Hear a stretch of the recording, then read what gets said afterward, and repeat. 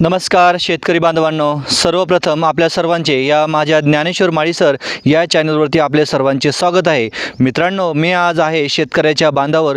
तुम्ही बघू शकता या व्हिडिओच्या माध्यमातून मी आहे गाडेगाव, तालुका पैठण, जिल्हा छत्रपती संभाजीनगर।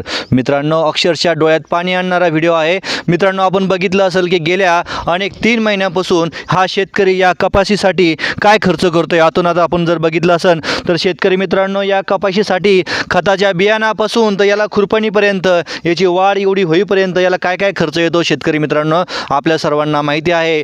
तुम्ही जर बघितलं तर हे जवळजवळ माझ्या मित्राचं शेत आहे आणि याचं जवळ 3 ते 3.5 एकर एक क्षेत्र आहे आणि याच्यामधली कपाशी जर बघितली तर सर्व गुडघाभर जर बघितलं तर गुडघाभर पाण्या ह्या शेतामध्ये आहे। मित्रांनो, ह्या शेतकऱ्याने अशा परिस्थितीमध्ये याचा कापूस कसा काढायचा आणि कसा मार्केटला न्यायचा आणि याला याला जो व्यापारी आहे तो या कपाशीला काय भाव देणार, जर बघितलं तर याच्यामध्ये काही राहिलेलं नाही, सगळं नुकसान या ठिकाणी झालेलं आहे। मित्रांनो, हा व्हिडिओ आपला जवळजवळ शासनापर्यंत गेला पाहिजे आणि लवकरात लवकर शासनाने ठोस पावले उचलून या शेतकऱ्यांना लवकरात लवकर काही ना काहीतरी अनुदान जाहीर केलं पाहिजे आणि या मराठवाड्यामध्ये ओला दुष्काळ जाहीर केला पाहिजे। या व्हिडिओच्या माध्यमातून आपली मी या ठिकाणी भूमिका मांडतो आणि थांबतो। धन्यवाद।